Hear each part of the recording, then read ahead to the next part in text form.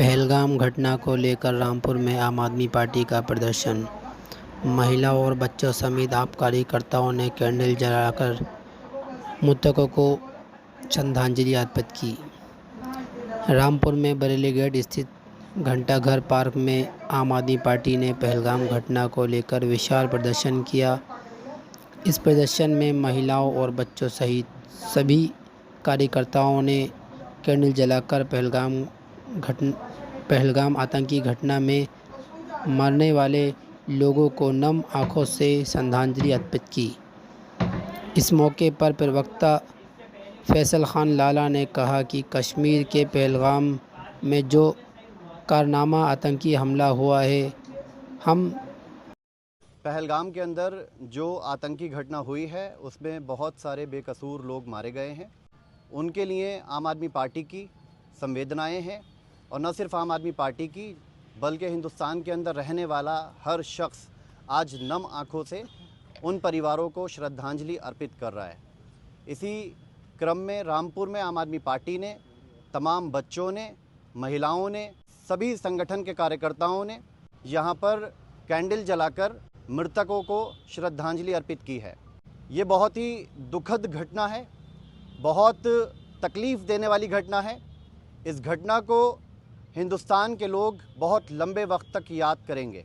इस बात से इनकार नहीं किया जा सकता, मीडिया रिपोर्ट्स और चश्मदीदों की बयान सुनकर इस बात से इनकार नहीं किया जा सकता कि आतंकियों ने धर्म पूछकर वहां बेगुनाहों को मौत के घाट उतारा है। लेकिन दूसरी तरफ इस बात से भी इनकार नहीं किया जा सकता कि वहां पर एक घोड़े वाला सैयद हुसैन शाह है, उसने कई हिंदू परिवारों की जान को बचाने के लिए आतंकियों की बंदूक के आगे अपने सीने को अड़ा दिया और अपनी जान को गंवा दिया। उसकी कुर्बानी को भी हिंदुस्तान के लोग साथ साथ याद रखेंगे। इस घटना में जो एक और किरदार सामने आया नज़ाकत अली नाम का, उसकी कुर्बानी को भी लोग याद रखेंगे कि उसने 11 हिंदू परिवारों को जान बचाने के लिए अपनी जान की बाजी लगा दी और आतंकियों की गोली का उनका मुकाबला किया और 11 परिवारों को मौत के घाट से निकाल कर लेकर आया है। लेकिन ये भारतीय जनता पार्टी की सरकार इसको हिंदू और मुस्लिम का एंगल देने की कोशिश कर रही है। बड़े शर्म की बात है कि एक महिला जिसकी शादी को मात्र 2 महीने हुए थे, उसके पति को गोली मार दी गई। वो महिला अपनी पति की लाश पर बैठकर रो रही है, बिलख रही है। लेकिन शर्म आती है कि भारतीय जनता पार्टी के लोग मात्र 15 मिनट के अंदर उस महिला का कार्टून बनाते हैं और ये सर्कुलेट करते हैं पूरे हिंदुस्तान के अंदर कि मारने वालों ने जाति नहीं पूछी, धर्म पूछा है। बहुत शर्म की बात है कि भारतीय जनता पार्टी इसको हिंदू और मुसलमान का एंगल दे रही है। आतंकियों की कोई जाति नहीं होती, कोई धर्म नहीं होता। दोनों तरफ तकलीफ की बात है कि वहाँ मरने वाले हिंदू भी हैं और मुसलमान भी हैं। और जिस तरीके से कश्मीर के लोगों ने आगे निकलकर अपने मेहमानों की जान को बचाने का काम किया है और ख़ुद अपनी जानें गंवाई हैं, इन तमाम कुर्बानियों को हिंदुस्तान के लोग याद रखेंगे।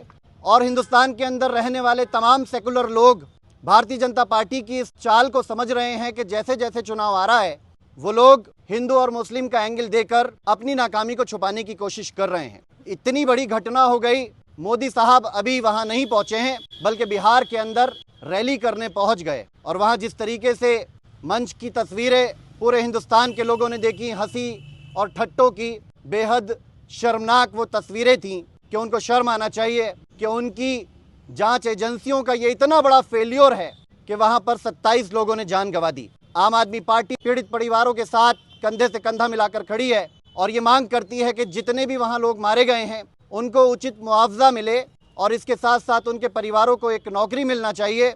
आम आदमी पार्टी ये मांग करती है कि आतंकियों को उन्हीं की भाषा में मोदी सरकार को जवाब देना चाहिए। जैसे कि मीडिया रिपोर्ट्स के माध्यम से ये भी पता चल रहा है कि अभी चंद दिनों पहले वहाँ जो डिप्लॉयमेंट था आर्मी का, उसको हटा लिया गया।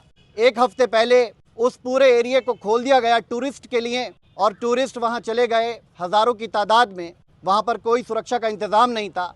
ये बहुत ही जांच का विषय है कि जहां जहां नाकामियां मोदी सरकार की सामने आती हैं वो घटना का रुख बदलकर, ताकि कोई उनसे सवाल ना करे, हिंदू और मुस्लिम का एंगल देने की कोशिश करते हैं। लेकिन हिंदुस्तान के इंसाफ पसंद सेकुलर लोग उनकी इस चाल को समझ गए हैं और पूरे तरीके से मोदी सरकार इसमें बेनकाब हुई है। तो वो अपनी नाकामियों को छुपाने के लिए इसको हिंदू मुस्लिम का रूप दे रहे हैं। लेकिन जिस तरीके से कश्मीरियों ने आगे निकलकर तमाम लोगों की मदद की है और अपनी जानों को गंवाया है, हिंदुस्तान के लोग इसको बहुत बारीक नज़र से देख रहे हैं और मोदी सरकार की चालों को समझ रहे हैं। एकजुट होकर हिंदुस्तान को इस वक्त आतंकवाद से लड़ने की ज़रूरत है।